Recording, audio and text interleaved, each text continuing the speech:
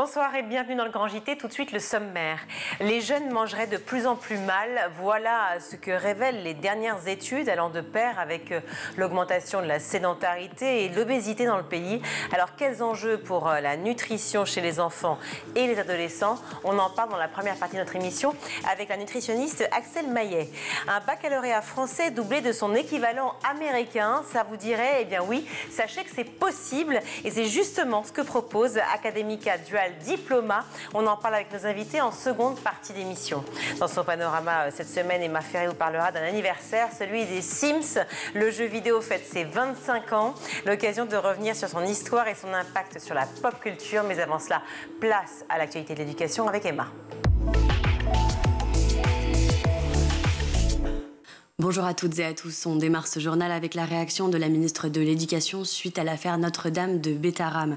Au micro d'Apolline de Malherbe sur RMC, Elisabeth Borne apporte tout son soutien aux victimes et regrette. Pour elle, l'État n'a pas été au rendez-vous.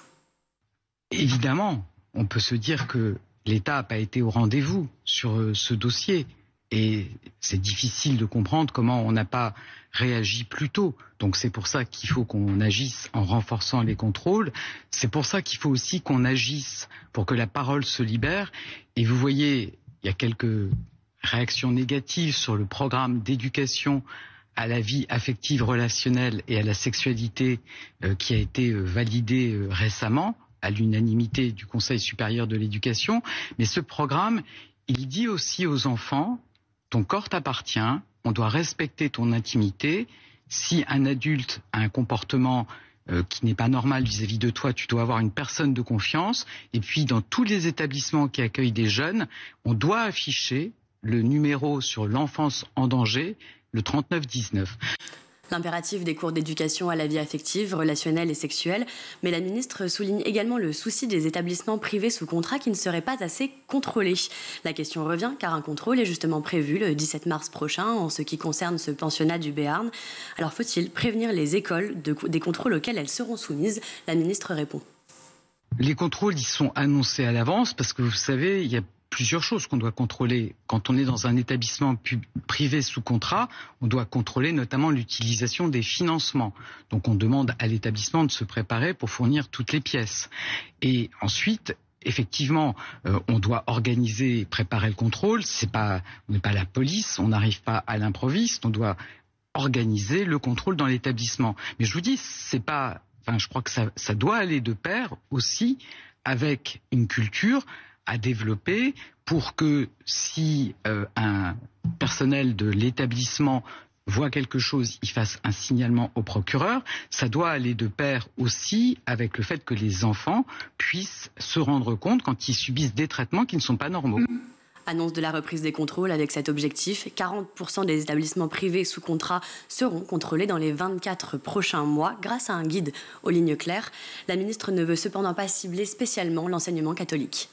Je dis que dans les établissements, dans les écoles, les collèges, les lycées de l'éducation nationale, les règles sont très claires. Si jamais on a un signalement de violence sur des enfants, sur des élèves, a fortiori de violences sexuelles, la personne mise en cause fait l'objet d'une suspension à titre conservatoire et on fait un signalement au procureur. Donc je pense que c'est important que tout le monde adopte ce mode de fonctionnement. Plus de contrôle pour les écoles, mais aussi plus de contrôle pour les élèves. Il faut absolument agir sur l'usage des armes blanches chez les jeunes, a déclaré la ministre, toujours au micro d'RMC. Pour cela, elle annonce un nouveau plan de lutte dans les écoles. J'en ai parlé aussi avec le ministre de l'Intérieur, Bruno Retailleau. Moi, je souhaite qu'on puisse, avec le préfet, le procureur, le représentant de l'Éducation nationale, pouvoir organiser régulièrement des fouilles de sacs à l'entrée des établissements. Donc je pense qu'il faut vraiment qu'on se mobilise. Des fouilles qui seront organisées dès le printemps prochain grâce aux forces de l'ordre puisque les personnels de l'éducation n'ont pas le droit d'imposer une telle mesure. Ces contrôles aléatoires seront établis de façon régulière dans certains collèges et lycées selon décision du préfet. Merci Emma. 44% des jeunes mangent régulièrement des plats transformés, un ado sur 5 en surpoids ou en état d'obésité. Ces chiffres qui avaient longtemps concerné les Américains et épargné l'Hexagone sont pourtant une réalité aujourd'hui aussi ici. Alors comment bien se nourrir et quel est l'impact de la nutrition sur la santé des plus jeunes? On en parle tout de suite avec Axel Maillet.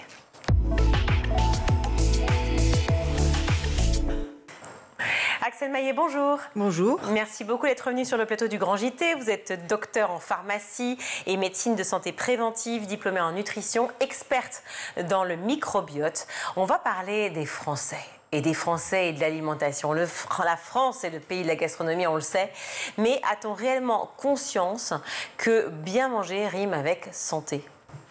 Alors effectivement, bien manger aujourd'hui rime avec santé de plus en plus parce que l'industrie agroalimentaire et les produits transformés sont quand même présents partout, dans les supermarchés, à la maison. Et malheureusement, ça fait le lit du surpoids et de l'obésité. C'est un fléau mondial, français aujourd'hui.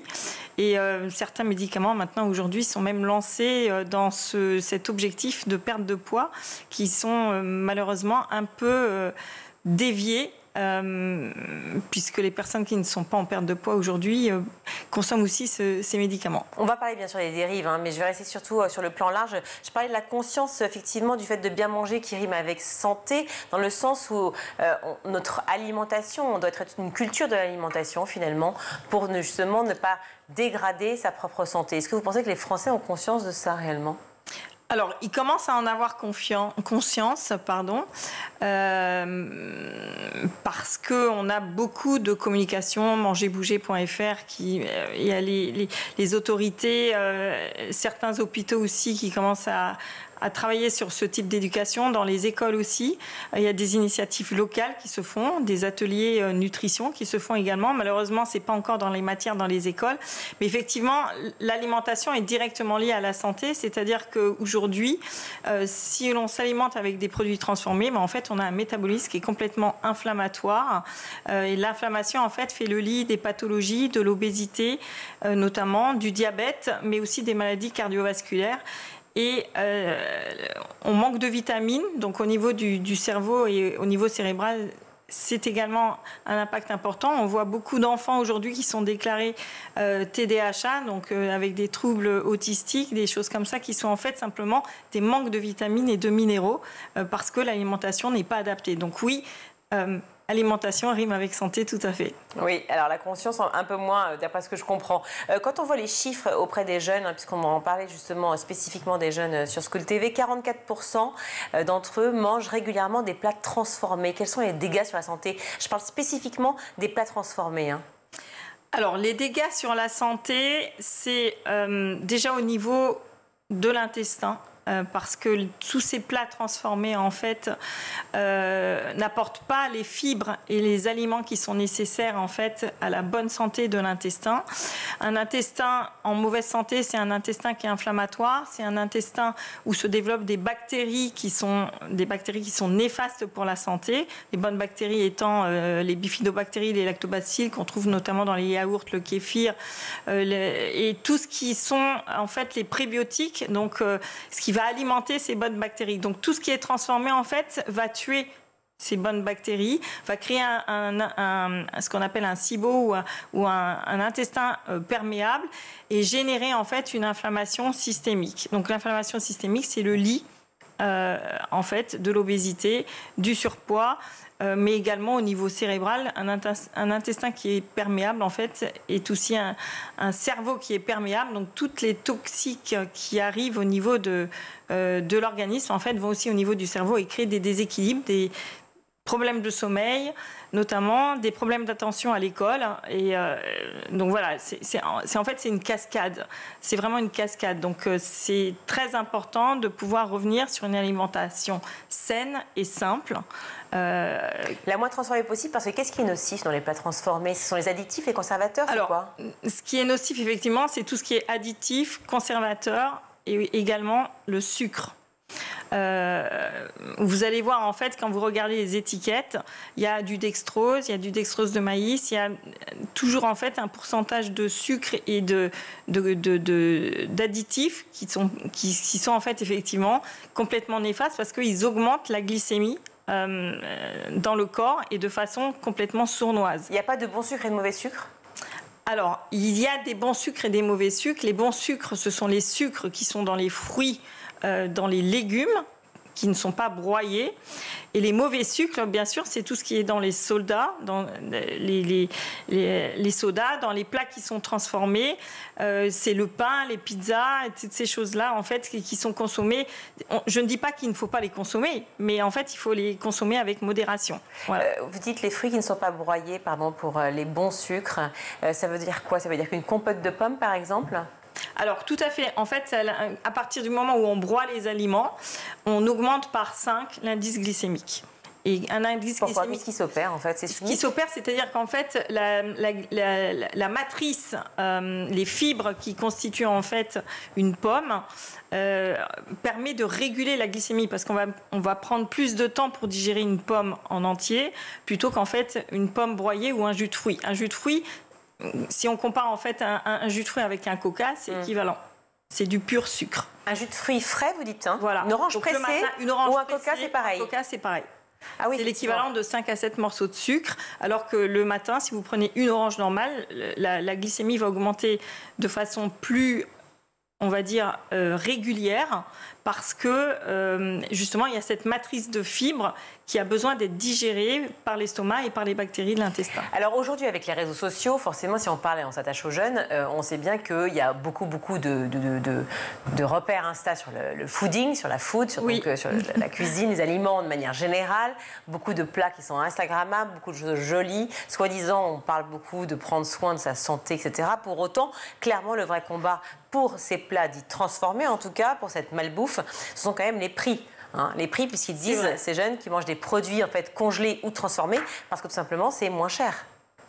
Alors, effectivement, c'est moins cher d'aller, pour ne pas le nommer, au McDo, prendre au Burger King pour prendre un repas et on va dire à KFC, 2 comme euros, ça on est tranquille sur les marques. Voilà. Comme ça on est tranquille sur les marques. C'est effectivement moins cher.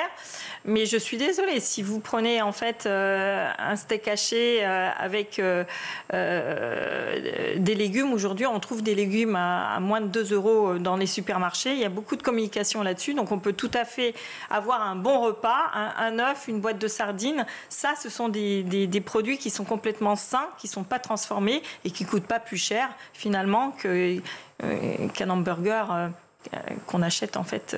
Olivia Grégoire, qui est la ministre déléguée en charge de la consommation, disait que c'est un enjeu triple, à la fois d'égalité des chances, de santé publique et de pouvoir d'achat, parce que finalement, ça relève de ces prix et cette disparité finalement de capacité d'alimentation et de culture d'alimentation sont généralement les classes populaires qui mangent le plus mal. Êtes-vous d'accord avec ce sujet ? Alors non, je ne suis pas d'accord avec ce sujet parce que aujourd'hui, c'est plus un enjeu de classe populaire. Pour moi, c'est un enjeu de mode de vie environnemental. C'est-à-dire, on prend par exemple un adolescent aujourd'hui ou un enfant qui ne va pas à la cantine. Ils vont faire quoi? Ils vont aller à midi, sortir de l'école, sortir du lycée, aller manger un sandwich. Donc un sandwich de temps en temps, c'est bien, mais un sandwich tous les jours, c'est pas bien. Voilà, ça fait partie en fait des choses où il y a une proportion entre lipides, protéines, glucides qui n'est pas bonne.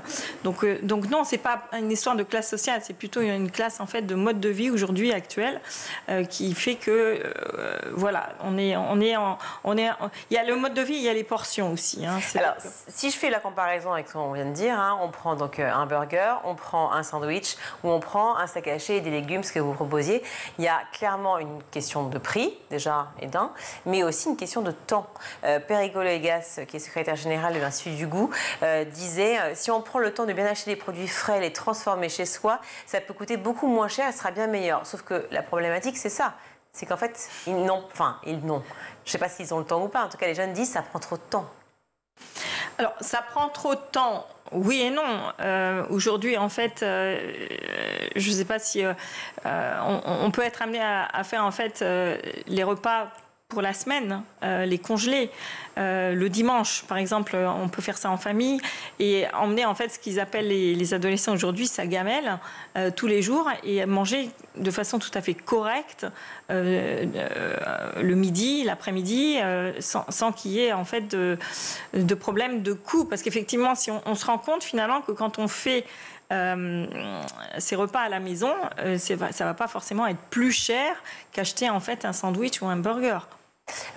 C'est-à-dire que si on fait le point avec, effectivement, on prenait l'exemple du steak haché des légumes, la boucherie plus le primeur, pardon, c'est l'influence de School TV, le primeur, et bien forcément, le panier sera beaucoup plus cher qu'un simple burger acheté dans les enseignes dont on vient de parler. Donc, l'influence du prix, elle est là. Très clairement. Est-ce que c'est sur ça, justement, qu'il faut jouer? Est-ce que c'est sur ça que l'État peut influer pour la culture de cette alimentation? Alors, l'État peut influer sur les prix, effectivement, en proposant en fait des réductions. Bon, moi personnellement, je fais mes courses. Alors il y a les histoires du bio aussi, bien évidemment, mais moi je fais mes courses en fait dans plusieurs enseignes et vous avez des promotions tous les jours. Donc en achetant aussi local, c'est aussi pas forcément plus cher. Oui. Donc et de quelle différence de prix parle-t-on? C'est-à-dire, en fait, on ne parle pas du double ou du triple par rapport, en fait, à un burger. Donc, ça peut aller très vite, quand même, sur les légumes et les fruits. En revanche, vous parliez des plats congelés qui pourraient être faits, effectivement, pour toute la semaine, en l'occurrence pour les étudiants. Un plat congelé préserve tous les nutriments essentiels, les vitamines? Oui, complètement. Un plat congelé, en fait, conserve l'ensemble. Alors, à partir du moment où il n'est pas transformé encore, mais s'il est fait à la maison et congelé, il conserve absolument toutes les vitamines et les minéraux nécessaires par rapport à un plat qui n'est pas congelé, en fait, un plat frais. Au contraire, c'est même mieux parce qu'un plat frais qui est fait et qui reste dans le frigo, en fait, il développe en fait ce que l'on appelle en fait de l'histamine pour certains aliments et qui là en fait peut provoquer des réactions métaboliques qui sont pas forcément optimale pour l'organisme. On peut développer des allergies, des choses comme ça quand on a trop d'histamine dans le corps aujourd'hui. Les aliments aussi peuvent apporter. L'histamine, en fait, c'est ce que l'on peut avoir quand on a une allergie. Voilà, on a trop d'histamine, donc on a des effets secondaires qui sont liés à ça. On a le nez qui coule, on a les yeux qui pleurent. Et en fait, voilà, donc congeler, ça a vraiment aussi un intérêt majeur en termes de vitamines, mais aussi en termes de conservation des aliments avec la bonne quantité de vitamines et de minéraux. Donc on doit congeler dans les heures qui ont précédé vraiment la préparation du plat. Voilà, on portionne en fait. Moi je le fais à la maison. Vous faites un plat pour 10, 12 ou pour toute la semaine et en fait vous le portionnez, vous le congelez. Et tout simplement, et vous le décongelez la veille au soir ou le matin, ça se décongèle très rapidement. Je parlais des réseaux sociaux et donc tous les plats qu'on peut voir aujourd'hui et cette idée de vouloir manger sainement. On a beaucoup de plats phares comme les avocados toast ou autres qui sont maintenant, qui font partie de la culture d'Insta. Est-ce que ça, c'est quelque part le bon côté finalement des réseaux sociaux pour pouvoir réapprendre à manger intelligemment et sainement, ou est-ce que pour vous, c'est juste une façon de faire des belles photos? Je dirais qu'il y a les deux. Il y a des sites et des applications qui sont très bien faites, qui permettent justement de voir comment s'alimenter correctement avec des bons ingrédients. Et puis il y a des sites en fait qui font une promotion en fait, je dirais par profil, et ça c'est pas forcément quelque chose qui va convenir à tout le monde.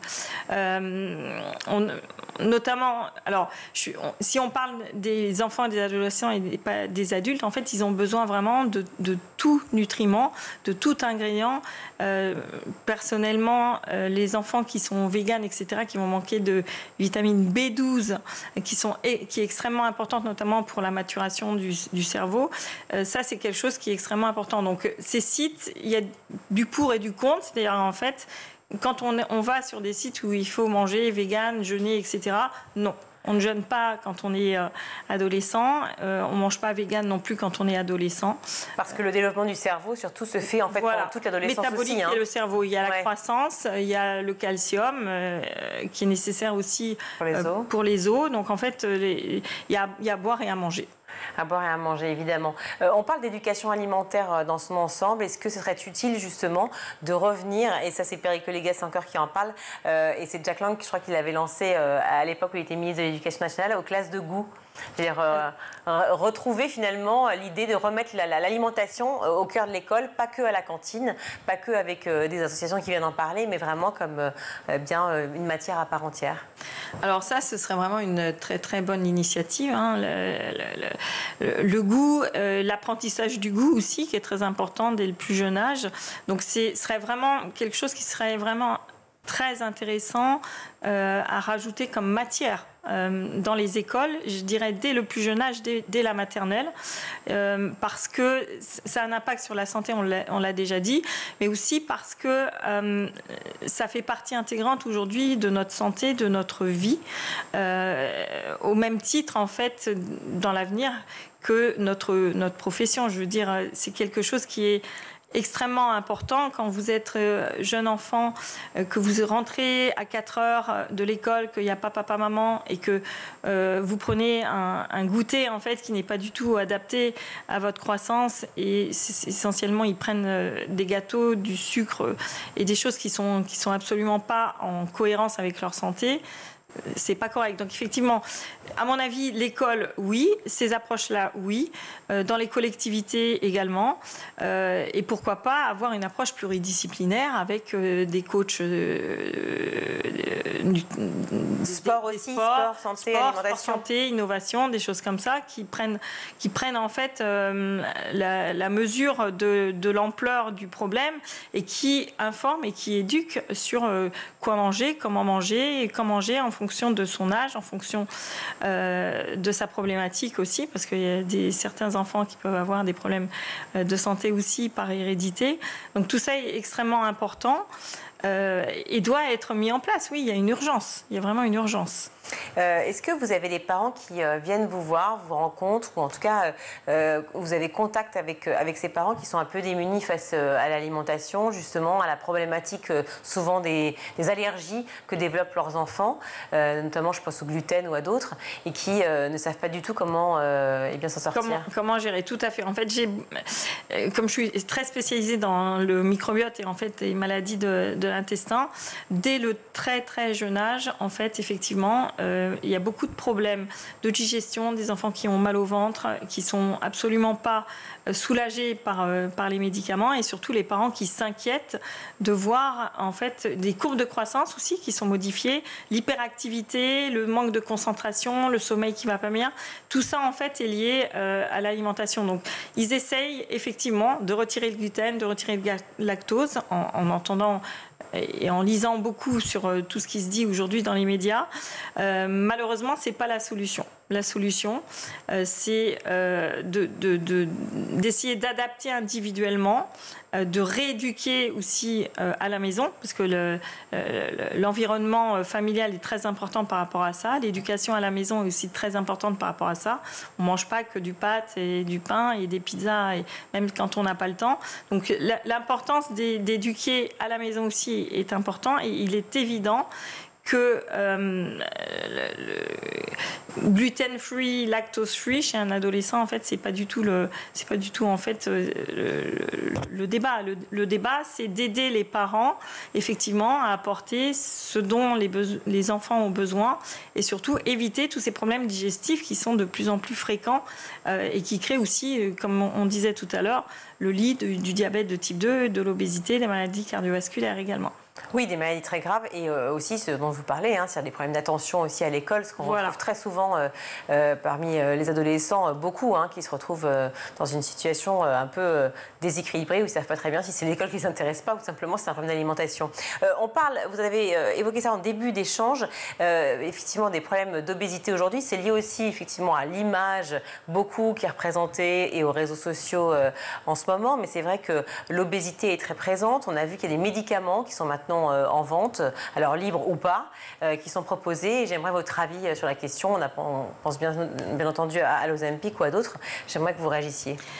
Alors, effectivement, les laboratoires pharmaceutiques aujourd'hui se sont un peu engouffrés depuis quelques années sur ce problème d'obésité et de surpoids. Donc il y a des médicaments aujourd'hui qui ont été lancés d'abord dans le diabète, qui sont les analogues du GLP-1, donc l'Ozempic, avec d'autres qui arrivent en fait, qui ont une double action, analogues de GLP-1 et GIP, qui agissent sur beaucoup de choses, qui agissent sur la vidange gastrique, qui agissent sur la sécrétion d'insuline par le pancréas, qui agissent... Ça peut être très dangereux, ça. Donc ça peut être très dangereux, déjà parce que il y a des abus aujourd'hui, c'est-à-dire il y a des personnes qui veulent perdre du poids, qui prennent ces médicaments alors qu'elles ne sont pas du tout éligibles à ces types de médicaments. Aujourd'hui, il y a 2 indications avec 2 médicaments différents. Un qui est remboursé, qui est dans le diabète de type 2, un qui n'est pas remboursé, qui est sorti au mois de novembre l'année dernière, qui est le Wegovy, pour ne pas le nommer, qui lui n'est pas remboursé mais qui coûte 350 € mensuels. Et c'est surtout que même si on prend ces médicaments, il faut penser à l'éducation. C'est-à-dire c'est pas parce qu'on prend ce médicament qu'on peut manger tout et n'importe quoi. Oui, forcément. Voilà. Donc il y a toute une éducation à faire. Également parce que lorsqu'on prend ce médicament et qu'on mange comme avant, on a beaucoup d'effets secondaires. C'est-à-dire en fait tout ce qui est gras, sucré, on a des nausées, des vomissements, on perd le goût à l'alimentation, on perd le goût à l'alcool.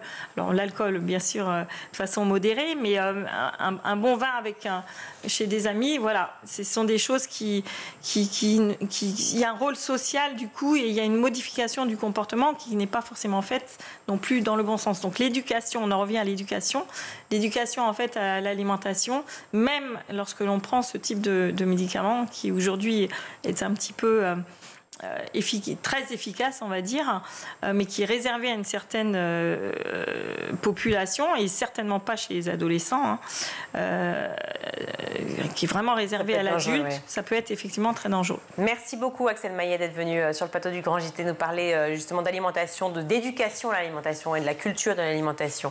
Merci à vous. Merci. On va marquer une courte pause, on se retrouve tout de suite.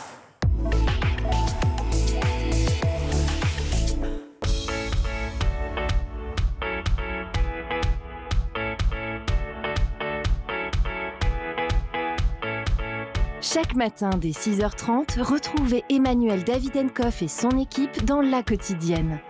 En compagnie d'un invité fil rouge, il vous donne des clés de compréhension et des conseils pratiques en matière d'éducation et de parentalité. C'est important d'adopter des mesures hygiéno-diététiques, c'est important de savoir bien manger, de bien s'hydrater, d'avoir un bon sommeil. À partir de 9h, Patrice Boisfer prend le relais dans le MAG. Au cœur des territoires, la parole est donnée aux élus et aux élèves qui font bouger l'éducation partout en France.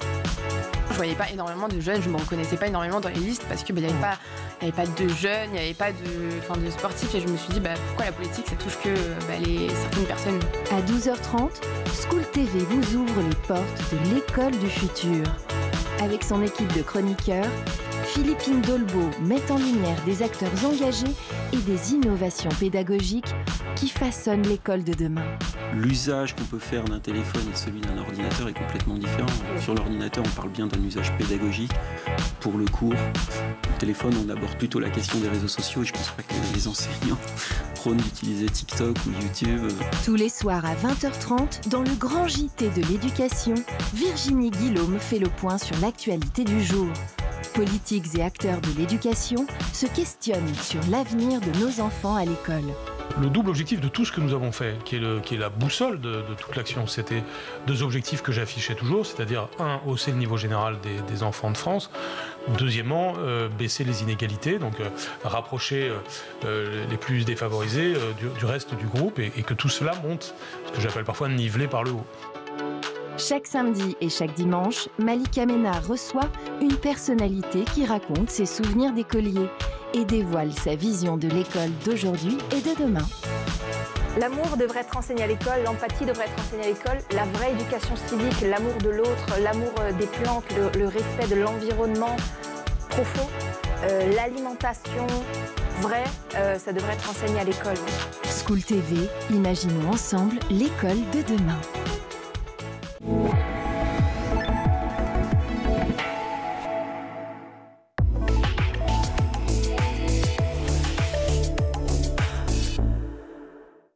De retour dans le Grand JT, je suis ravie d'accueillir à nouveau Chantal Firino-Martel. Bonjour. Bonjour. Merci beaucoup. Bonjour, merci beaucoup d'être avec nous sur le Grand JT. Également Elisabeth de Montlivaud, bonjour. Bonjour. Ravie de vous accueillir sur le Grand JT, cofondatrice toutes les deux d'Academica Dual Diploma. Je pense que vous allez mieux le raconter que moi, cette idée justement du Dual Diploma, vous l'avez compris, double diplôme. C'est intelligent, c'est... J'allais dire nouveau, mais pas tant que ça a été lancé en 2016 en France. Mais en tout cas, peut-être nouveau dans l'approche, dans l'idée que c'était important d'avoir ce double diplôme pour pouvoir mieux avancer dans ses études et dans la vie.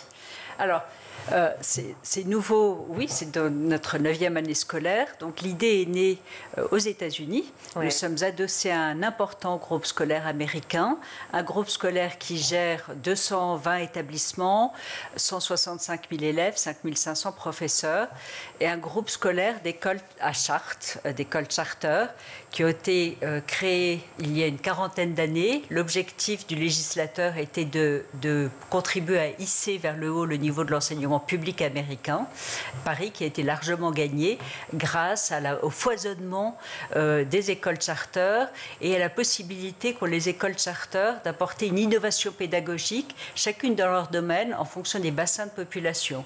Donc l'un des 220 établissements de Academica, qui est le groupe scolaire, est un établissement 100% américain, donc middle school, high school, et les élèves suivent des études américaines pour obtenir leur high school diploma, qui est l'équivalent du baccalauréat français. Mais c'est aussi un établissement homologué par l'Agence de l'enseignement du français à l'étranger, l'AEFE, qui gère les lycées français à l'étranger, à ce titre centre d'examen du baccalauréat, et les élèves qui le choisissent, dans le cadre d'un établissement public, suivent un double cursus en présentiel. Donc ça, c'était la première brique de compétences qui nous a conduit à fonder ce cursus. La deuxième brique de compétences est la pédagogie digitale, qui est très développée aux États-Unis, particulièrement au niveau du lycée, au niveau de la high school, parce que dans les 2/3 des États, les élèves, les lycéens, donc, doivent suivre l'une de leurs 24 matières qu'ils suivent tout au long de leur high school en digital. Donc, notre groupe scolaire qui gère 220 élèves a développé, en réponse à ce besoin, un pool qui est devenu expert en pédagogie digitale. Nous avons donc combiné cette double expertise, le savoir-faire dans le fait de dispenser un double cursus en présentiel, plus la pédagogie digitale, pour concevoir un cursus qui est maintenant plus si nouveau, quoique l'année prochaine sera notre 10e anniversaire, pour permettre à des élèves qui n'ont pas la chance d'être expatriés, qui vivent donc en France, que ce soit dans un village, dans la campagne ou dans une grande ville, de vivre une expérience d'un double cursus qui les amène au bilinguisme, biculturalisme. Et oui, c'est ça qui est absolument génial. Effectivement, ça peut se passer partout grâce à la fois au présentiel et au digital. En quoi est-ce important, même si ça paraît assez évident de le dire, mais en quoi c'est important d'avoir ce double cursus? Alors aujourd'hui, on sait que les élèves ont besoin d'être, tout le monde a besoin d'être bilingue, et que pour les études supérieures, énormément d'études vont être en anglais. Donc le fait d'avoir ce double cursus va permettre justement aux élèves d'avoir un temps d'avance, on va dire, sur les autres, puisqu'ils sont déjà bilingues. Et en fait, aujourd'hui, nous avons 260 établissements partenaires, 14 000 élèves qui suivent ce cursus, 2800 élèves qui vont être gradués le 7 juillet. Voilà, on organise une grande graduation le 7 juillet avec les équipes pédagogiques américaines, nos chefs d'établissement, les parents, voilà, qui vont être présents. Et quelques études supérieures aussi, puisque vous nous posiez la question de savoir quel est l'avantage, mais en fait, les études supérieures sont très intéressées par nos élèves qui ont suivi ce double cursus et qui ont cette capacité, qui ont ces soft skills si importants d'autonomie, responsabilité, capacité de travail depuis 3 à 4 années, puisque ce cursus peut être suivi en 2, 3 ou 4 années, et qui travaillent 3 à 5 heures par semaine. Et donc, les études supérieures sont très intéressées par nos élèves qui sont bilingues, qui sont déjà bilingues. Et donc, c'est déjà plus facile pour eux. Des élèves qui peuvent démarrer dès la 3e, c'est ça? Alors, les élèves peuvent démarrer le cursus à partir de la 3e. Donc, dans ces cas-là, ils suivent le cursus en 4 ans.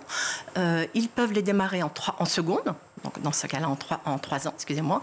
Et en première, en 2 ans. Et en fait, la high school aux États-Unis dure 4 ans. Donc, le lycée, durant les années lycée, qui dure de notre 4e à notre la troisième et la terminale, excusez-moi, les élèves ont 24 crédits à passer. Donc 20 crédits sont validés par la scolarité française et les élèves vont suivre 6 crédits avec nous. Et dans ces 6 crédits qu'ils vont suivre, il y a 4 crédits que nous appelons de tronc commun, qui sont pour tout le monde, qui sont forcément 2 crédits d'anglais, un crédit d'histoire des États-Unis, un crédit gouvernement et économie des États-unis. Quand vous dites crédit, on pourrait dire matière. Matière, voilà. C'est juste pour qu'on puisse comprendre, parce que c'est vrai que ce sont des mots qui sont différemment employés. Un crédit, une matière, voilà. Donc 4 crédits, 4 histoire matières. Des États-Unis, 2 anglais et une, pardon. Histoire, économie et gouvernement des États-Unis. Donc ça, c'est pour tout le monde. Et ensuite, les élèves vont avoir à choisir 2 matières que nous appelons électives, qui sont des matières qui ne sont pas proposées en France, donc très complémentaires avec le cursus français, puisque les élèves vont pouvoir choisir entre criminologie, digital photographie, engineering, college prep pour les élèves qui souhaiteraient étudier aux États-Unis, qui préparent à l'examen des universités sélectives du SAT ou ACT, public speaking, enfin je crois que j'en oublie encore, ils ont à choisir, ils ont le choix entre 6 matières vraiment qu'ils vont choisir suivant leur affinité, suivant les études qu'ils ont l'intention de faire plus tard. Voilà, on sait que des élèves qui vont faire du droit vont plutôt prendre criminologie, des élèves qui sont en médecine vont prendre psychologie, des élèves qui veulent faire des études d'ingénieur vont forcément choisir engineering. Voilà, les élèves vont choisir ces matières au fur et à mesure de leur cursus. Et alors ce cursus, donc ce double cursus en tout cas, se déroule dans les établissements qui l'ont demandé. En fait, c'est à la fois en présentiel au sein des établissements qu'ils le choisissent. Et effectivement, en digital, on l'imagine partout. Alors, nous avons des élèves qui viennent de 2 sources. Oui. Donc, nous avons la chance d'avoir la confiance de 260 établissements qui sont devenus partenaires. Et nous travaillons main dans la main avec les chefs d'établissement. Et dans chacun de ces établissements, un professeur référent pour le cursus. Donc, l'établissement partenaire propose le cursus aux élèves qui vont entrer en 3e, qui vont entrer en seconde, exceptionnellement qui vont entrer en première. Pardon, établissement que public? Alors, établissement en grande partie privé. Et un peu public. Et un peu public, d'accord. Tout type d'établissement peut devenir partenaire du cursus. Et ce cursus n'est pas pour tous les élèves, parce que c'est vrai qu'il faut déjà avoir un solide niveau dans sa scolarité française pour s'engager dans une 2e scolarité. Et également, il faut avoir de bons bulletins qui vont être validés en bulletin américain. Ce qui forcément, oui. Donc ça, c'est l'une des façons pour nos élèves de rejoindre le cursus dans des conditions privilégiées.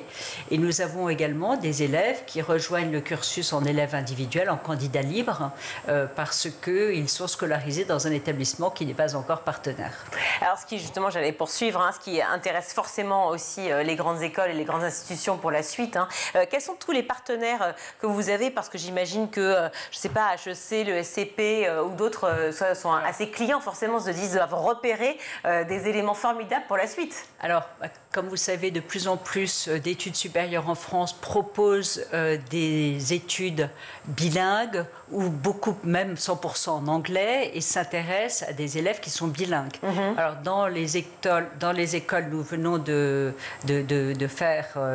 mener un forum pour la première fois de l'éducation supérieure, en invitant les principaux établissements où postulent nos élèves. Et à notre grande surprise et à notre grande fierté, la plupart ont répondu présent, et beaucoup d'établissements où vont nos élèves en terminale permettent à nos élèves de postuler par la voie internationale, c'est-à-dire postuler en tant qu'élèves américains. Donc le SCP, l'EDEC, EM Lyon, par exemple, permettent l'ESCA, permettent à nos élèves, l'IESEG, permettent à nos élèves de postuler par la voie internationale. C'est pour plutôt des lignes d'études de commerce, et les écoles d'ingénieurs également, et notamment aussi par les élèves qui passent le concours Avenir, mais aussi d'autres établissements comme l'ESME, les CAM, le SE, qui permettent à nos élèves de postuler par la voie internationale. Alors ce forum, donc, il a eu lieu du 29 janvier jusqu'au 19 février, hein, c'est ça? Tout à fait. Voilà, et donc c'est un forum virtuel de ces grandes écoles. Je crois qu'il y a 19 grandes écoles ou 18 grandes écoles partenaires. Comment ça s'est déroulé et qu'est-ce que sont allés chercher finalement comme information les élèves qui sont allés sur ce forum? Alors, les écoles qui ont participé, alors on a organisé, au départ, on avait prévu d'organiser deux soirées de ce College Fair, et finalement, c'est 7 soirées qui ont été organisées, puisqu'au fur et à mesure, les écoles ont répondu de plus en plus présents pour pouvoir participer à ce forum. Donc, l'intérêt de ce forum, c'est qu'il y avait la présentation du cursus, mais surtout comment les élèves pouvaient se présenter. Voilà, le responsable des admissions expliquait comment les élèves peuvent se présenter grâce au dual diplôme par la voie internationale ou par Parcoursup, comment indiquer, voilà, comment postuler. Donc, nous avons même ce soir, nous avons également le dernier forum. Oui. Qui va avoir lieu. Oui. Et ce qui a été important durant ces forums, c'est que les responsables d'admission ont expliqué comment les élèves pouvaient postuler, mais nous avons des alumni également qui ont participé à ce forum pour expliquer voilà, comment le dual diplôme avait pu les aider à postuler. On a aussi notre collège advisor dédié à nos élèves qui a également participé à ce College Fair. Donc voilà, c'est un vrai plus. Nos élèves ont répondu présent, les parents ont répondu présent à ce College Fair qui a été organisé rapidement puisque c'était une vraie demande de tous. Un vrai succès finalement, hein, ce dual diplôme. Un vrai succès. Ce qui nous a fait le plus plaisir dans le cadre de ce forum, c'est notamment de renouer le dialogue avec certains de nos alumni qui sont venus, qui ont témoigné, et parfois par surprise, qui sont venus spécialement pour remercier le dual diplôme, les équipes du dual diplôme, pour remercier les enseignants, leurs enseignants américains, parce que, par exemple, nous avions une élève qui était maintenant élève de Georgia Tech, enfin étudiante à Georgia Tech, qui nous a fait une visite surprise. Nous avons des élèves de l'ESCP qui sont venus, qui ont témoigné de ce que leur double cursus leur a apporté en savoir-faire, évidemment, en compétences linguistiques, en biculturalisme et en savoir-être. Oui, en pédagogie un peu différente aussi, en autonomie, parce qu'on apprend beaucoup dans les études américaines. Voilà. Enfin, en tout cas, ce qui est rapporté, j'en ai pas fait, mais d'après ce que je sais. Merci mille fois à toutes les deux d'être venues sur le Grand JT pour nous avoir parlé, d'être venues nous parler du premier forum virtuel des grandes écoles, de Academica Dual Diploma, bien entendu, et de donc ce succès du double cursus que vous proposez, à la fois l'équivalent donc le bac français et le bac américain, en gros, on peut dire ça comme ça. Absolument. Merci à vous deux, merci Elisabeth de Montlivaud, ainsi que Chantal Firino-Martel. Merci à vous deux. Merci à vous. Au revoir. Merci beaucoup. Merci. On va tout de suite retrouver la chronique d'Emma Ferré. Emma, dans votre panorama aujourd'hui, on célèbre un anniversaire, celui d'un jeu vidéo pionnier du genre, les Sims. Et oui, les Sims ont 25 ans. Déjà que vous ayez été enfant, adolescent, curieux ou geek dans les années 2000, c'était difficile de passer à côté de cette franchise d'Electronic Arts qui consiste à créer son ou ses personnages pour les faire évoluer dans une vie de quartier fictive à SimCity. Donc, souvenez-vous, on était les architectes de leur vie, du physique de son perso à sa maison, en passant par tous les objets à y mettre. Les Sims, c'était une première expérience de design assez folle et un jeu sur lequel on ne voyait clairement pas les heures passées tant il y avait à faire, à créer, à raconter. Un petit extrait de la toute première bande-annonce.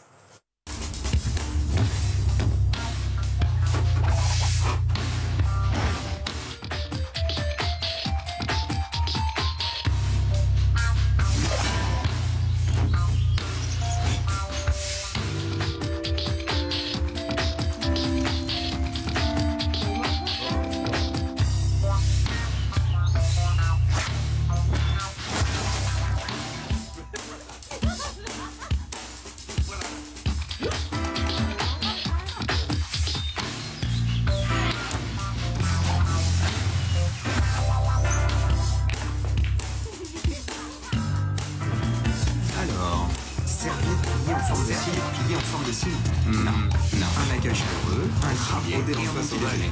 Rien que ça. Service en argent massif. Vraiment. Un accueil chaleureux, un litier et un bon petit déjeuner. Et c'est pixelisé, ça pique les yeux un petit peu. Hein. Un peu. Oui, en même temps, c'est les années 2000. Bah oui, le jeu, à l'époque, c'est un changement millénaire. Mais je vous rassure, il a bien évolué au fil du temps et donc de son époque. Oui, parce que les habitants de SimCity, les Sims, n'ont plus la même tête qu'à leur apparition, effectivement, tout comme le jeu qui s'est adapté à la société, Emma. Oui, c'est ça. Pour la tête des Sims, grand bien leur face. Je vous propose de regarder une vidéo justement de cette première version. Le graphisme était dingue pour l'époque, je le disais, mais on voit à quel point ils ont changé au fur et à mesure. C'était une façon, évidemment, de continuer à séduire les joueurs qui étaient toujours en attente des prochaines nouveautés, notamment via les fameux disques additionnels qui permettaient des extensions comme l'amour fou pour débloquer de nouvelles actions dans les relations amoureuses, j'en dis pas plus, ou encore la vie au ranch qui autorisait votre Sims à faire du cheval et à porter ses meilleures chemises à carreaux. C'est un business model qui fonctionne puisque le jeu dure dans le temps, 25 ans. En 2019, Electronic Arts déclarait 5 milliards de bénéfices rien qu'avec ce jeu. Et ce succès, justement, il réside dans plusieurs points, à commencer, vous le disiez Virginie, par son ancrage dans la société. Les Sims, ça consiste en fait à créer sa vie en mieux. On choisit tout de A à Z, mais on n'oublie pas de payer quand même grâce au Simflouz, la monnaie, car le jeu reste très capitaliste. Il faut sans cesse de l'argent pour acheter. Mais si, comme moi, vous avez vraiment joué, vous savez très bien qu'avec un code, on arrive à craquer la banque pour être tranquille. Et parce que les Sims, justement, c'est aussi ça. C'est un langage geek qui réunit ses joueurs pour contourner les règles officielles. Créer sa vie, mais en mieux, c'est ça. Le jeu est très proche de la réalité. En quelque sorte, oui, mais pas tout à fait. Parce qu'en fait, il y a des situations du quotidien dans lesquelles on est totalement libre d'agir et qui ressemblent à notre propre vie. C'est très facile de créer ses amis, sa famille ou même son crush pour se permettre de vivre virtuellement l'histoire d'amour qui coince un peu dans la vraie vie. Mais l'ennui, c'est que ça va aussi jusqu'aux pulsions les moins avouables, comme brûler la maison de quelqu'un, noyer son personnage en retirant l'échelle de la piscine une fois qu'il est dedans, ou encore tromper son mari Sims avec son voisin qui est accessoirement son meilleur ami. Bref, que des actions atroces de la vraie vie, mais pour lesquelles on ne prend pas perpète, c'est le Sims qui encaisse tout. En somme, après une très très mauvaise journée où on a eu envie de claquer des gens potentiellement, les Sims, ça fait office de défouloir. Et des chercheurs, figurez-vous, ils ont même étudié les pratiques les plus récurrentes dans le jeu, prouvant pour la énième fois que l'être humain est définitivement empreint de sadisme. Alors justement, les alertes concernant les possibilités sadiques du jeu, vous en avez parlé, mais il y a aussi sur l'addiction, ça reste un jeu vidéo. Oui, la magie des Sims, c'est aussi sa malédiction. On peut littéralement y passer des heures entre le temps de création de son personnage, de plus en plus élaboré avec le temps, on l'a vu, à la construction de la maison, de la décoration, des pièces, jusqu'au choix des meubles. Il faut parfois des heures de jeu avant de commencer à actionner son personnage. Un temps d'écran qui est évidemment néfaste et à cause duquel de nombreux parents, je pense, ont dû pousser des coups de gueule. D'autant que les Sims, en plus, c'est un jeu qui est plutôt solitaire et qui aurait donc tendance à enfermer le joueur. Il doit donc être consommé avec modération et surtout des limites de temps d'écran. Si le jeu peut enfermer son joueur devant l'écran, il a quand même des avantages puisque c'est un jeu de simulation. Oui, aussi étonnant que ça puisse paraître, il a pas mal été étudié dans les sciences humaines et plusieurs points reviennent sans cesse. Par exemple, selon le psychanalyste Benoît Virol, ce jeu peut être recommandé aux enfants qui ont une difficulté à entrer dans une relation de dialogue ou de parole, parce qu'il faut dire que les Sims, ils parlent absolument tout le temps, en fait, avec leur langage à eux, cette fameuse langue, le Simlish.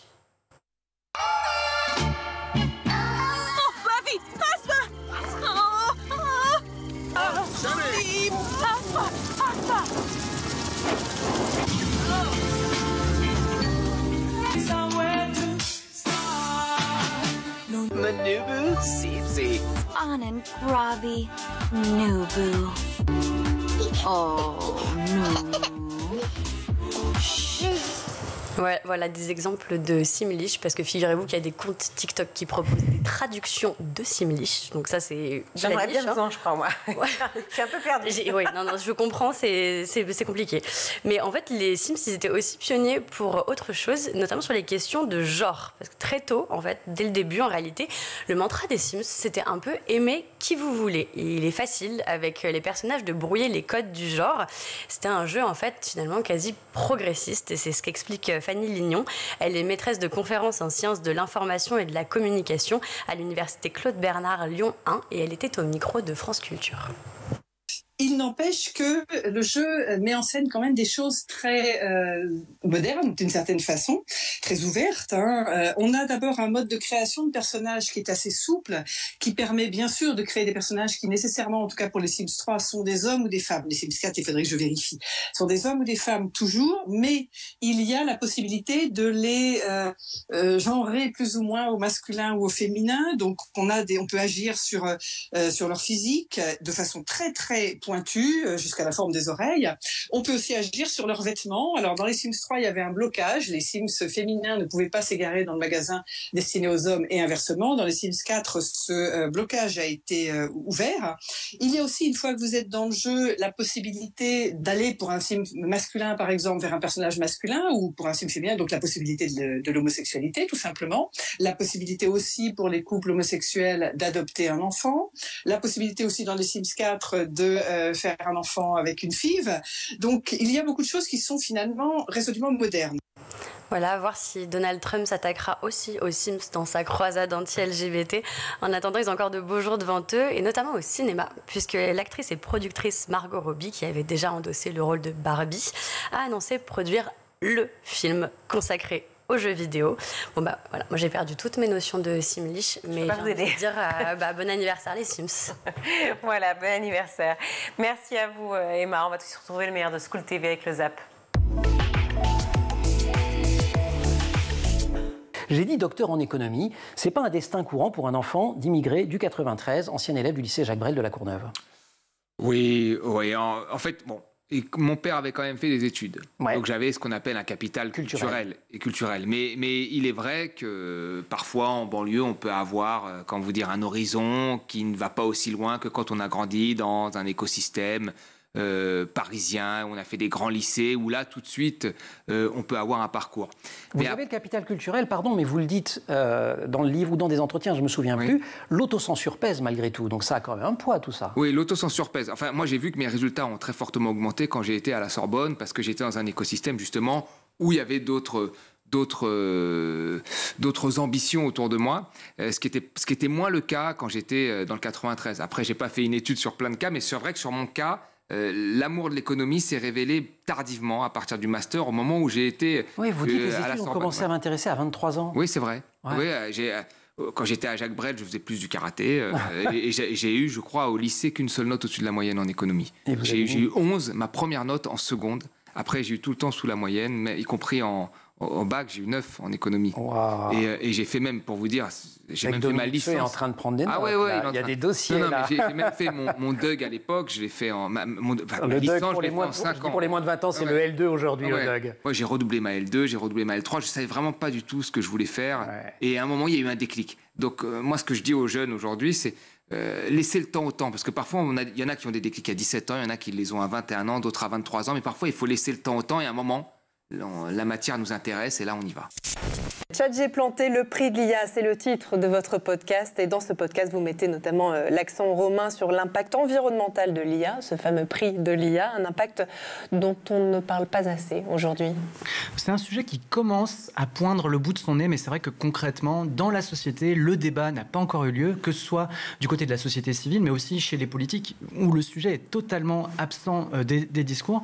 Et c'est aussi un sujet que les géants de la tech, qu'on appelle régulièrement les GAFAM, c'est un sujet qu'ils se gardent bien d'aborder, puisque la consommation d'énergie, ça recouvre énormément de choses. On parle d'électricité pour alimenter les serveurs, d'eau pour les refroidir, mais aussi donc d'électricité. Et il y a aussi tout ce qui est ressources, toutes les ressources qui vont être utilisées pour les serveurs qui vont abriter l'intelligence artificielle. Et je ne parle là que de l'utilisation de l'IA. Quand vous et moi, on envoie un prompt, une requête pour demander quelque chose à l'IA, il y a toute la phase d'entraînement en amont qui est extrêmement énergivore aussi, puisque ces logiciels ne naissent pas de la cuisse de Jupiter, il faut les produire, il faut les fabriquer. Et il y a tout un travail en amont qui est aujourd'hui imperceptible pour le grand public. Et il nous fallait, je pense, une fiction pour rentrer un petit peu dans le sujet et des épisodes hors série, des entretiens pour le creuser. On m'avait parlé de solutions d'accueil. Et puis, dans un deuxième temps, j'imagine que l'accueil doit être de qualité. Qu'est-ce que vous mettez en place, vous, justement? Et c'est quoi, d'ailleurs, un accueil de qualité? Qu'est-ce qu'attendent les parents? Alors, Vous savez, l'accueil de qualité, il s'intègre, il est complètement corrélé également aux qualités de travail des professionnels, les conditions de travail des professionnels. Donc en fait, à Montpellier, on a depuis 3 ans maintenant mis en place ce qu'on appelle un dispositif plan qualité au carré. Un plan qualité au carré parce qu'il s'adresse d'une part à comment on améliore les conditions de travail de nos agents et en parallèle, comment on améliore la qualité d'accueil, et ces 2 points sont extrêmement corrélés. Donc quand on a des crèches dans lesquelles on va mettre du projet pédagogique, ce qui remet du sens pour les professionnels, parce que, encore une fois, moi j'ai pris mes fonctions en 2020 en pleine crise Covid, où on a eu beaucoup de protocoles suite à cette crise sanitaire, donc évidemment on ne remet pas du tout en question, mais c'est des protocoles qu'on a dû adopter et qui, effectivement, on était vraiment dans l'isolement des professionnels, donc les professionnels ne pouvaient plus manger ensemble, on n'avait plus de libre circulation des enfants dans la crèche, et donc tout ça, il a fallu remettre ces dynamiques en place, donc remettre du projet pédagogique, remettre des projets artistiques et culturels au sein des crèches, lutter contre l'usure professionnelle, parce que c'est un métier qui est extrêmement difficile quand les métiers de petite enfance et les agents, les différents métiers dans les crèches sont des métiers à grande usure professionnelle, très peu valorisés, pas assez en tout cas, et donc il a fallu travailler sur tous ces points-là. Manque des économistes atterrés, c'est un collectif qui a pris position notamment en 2018 contre la réforme des programmes de sciences économiques et sociales, qui niait le caractère interdisciplinaire, sciences économiques et sociales. Pourquoi est-il indispensable selon vous ce caractère interdisciplinaire ? Mais parce qu'en économie, depuis la genèse de l'économie, il y a eu plusieurs courants de pensée économique. Il y en a eu plusieurs courants. Et ce qui veut dire que, et d'ailleurs dans l'histoire, même on l'a vu récemment, pendant le Covid, nous avons été plus keynésiens que libéraux. Donc l'économie... Keynésien, pour celles et ceux dont les souvenirs peuvent être un peu lointains, c'est l'idée qu'on peut réguler. C'est que l'État est intervenu. Le marché ne se régule pas tout seul. La main invisible ne fait pas tout. Quand Emmanuel Macron est arrivé au pouvoir, il avait un logiciel très libéral. C'est-à-dire qu'il fallait que nos entreprises deviennent compétitives en baissant la fiscalité, en flexibilisant le marché du travail, par exemple. Et quand il y a eu le Covid... Lui-même l'a dit, il a dit « je vais me réinventer moi le premier », c'est ce qu'il a dit. Et là, il est devenu plutôt très keynésien, c'est-à-dire qu'il y a eu le plan de relance, le soutien de l'activité, en période de crise, le quoi qu'il en coûte, etc. Donc on voit bien aujourd'hui que même dans le vocabulaire des libéraux, il y a des mots comme réindustrialisation, plan de relance, planification qui sont revenus au goût du jour. Et donc ce qui montre qu'en fait en économie, il n'y a pas qu'une seule voie. En économie, il y a plusieurs voies possibles et il faut en débattre sur un pied d'égalité. Et penser que l'économie, c'est une science dure avec des modèles mathématiques qui trouveraient des consensus... Moi, je trouve que c'est faux et ça a été un coup de force d'une partie des économistes pour le dire. Mais la réalité, elle n'est pas celle-là. Et il suffit, je veux dire, vous êtes un lecteur du Monde, vous lisez par exemple, au moment de la loi travail, une tribune qui a été publiée par notre prix Nobel, Jean Tirole, et d'autres très bons économistes qui vont vous dire que la loi travail, c'est très bon. Et puis quelques jours après, vous avez une autre tribune de Thomas Piketty et d'autres, très bons économistes, qui vont vous dire que la loi travail n'a pas fonctionné. Et donc là, quand vous êtes un lecteur qui ne connaît rien à l'économie, vous voyez très bien que des économistes, aussi bons soient-ils, qui se connaissent, peuvent avoir des points de vue différents. Damien, elle vient d'où cette association avec Romain et puis cette idée justement de mettre en avant ce coût écologique de l'intelligence artificielle? Alors la vraie histoire, elle est qu'on s'est croisés dans un couloir d'une faculté à Paris. C'était à la Sorbonne suite à une conférence et on s'est dit on voudrait faire un truc sur l'IA parce qu'on intuitait effectivement cette notion d'invisibilisation de la dépense énergétique et du coût énergétique, qui n'est pas lié qu'à l'IA d'ailleurs. Je veux dire, quand on regarde un film sur un service de streaming, il y a aussi des coûts liés à cela. Tout à fait. Mais l'IA a pour elle d'être une technologie extrêmement, on va dire, dévoreuse de ressources par sa conception. Et donc on s'est dit, il y a peut-être quelque chose à creuser là-dessus. Et donc on s'est dit, tiens, ce serait intéressant de lier à la fois une dimension journalistique qui va ensuite tirer vers la fiction pour se projeter ensuite dans plus de réflexion. Et c'est là qu'intervient notamment mes élèves en journalisme. Effectivement, chez Narrative. La ville a mis en place un dispositif un dispositif qui s'appelle le bouclier social petite enfance. Ça consiste en quoi? Ça marche comment? Alors, Bouclier social petite enfance, qu'est-ce que c'est exactement? En fait, il va s'adresser, alors c'est une expérimentation qu'on expérimente là depuis 1 ou 2 mois et on va évidemment prolonger l'expérimentation sur l'année 2025.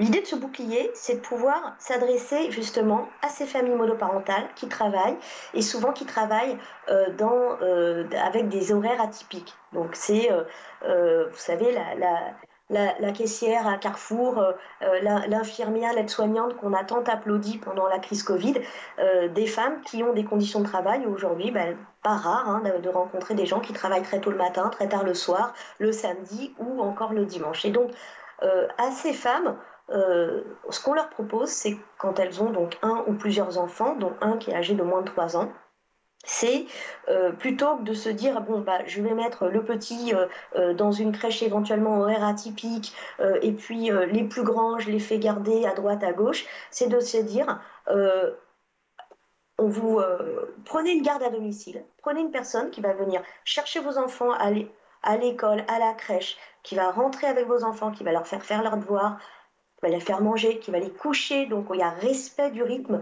et du bien-être des enfants d'abord. Et puis, quand cette dame va rentrer de l'EHPAD ou de là où elle travaille, j'avais pris l'EHPAD parce qu'on avait illustré le propos avec un cas fictif, mais qui parle aux gens, qui est donc par exemple une dame qui aurait 3 enfants et qui travaille dans un EHPAD, qui rentre à 21h30 à la fin de sa journée, et bien cette dame, elle rentre chez elle, les enfants sont couchés, il y a un répit, ce fameux répit familial qui est si important. C'est la fin de notre émission. Merci à vous tous de nous avoir suivis. Merci beaucoup à Elisa Bernardo à la réalisation. Au son, c'est Héloïse Merlin, Laure Audemont au maquillage et Laura Girard et Emma Ferré à la rédaction. Très bonne soirée à tous et à lundi. Ciao.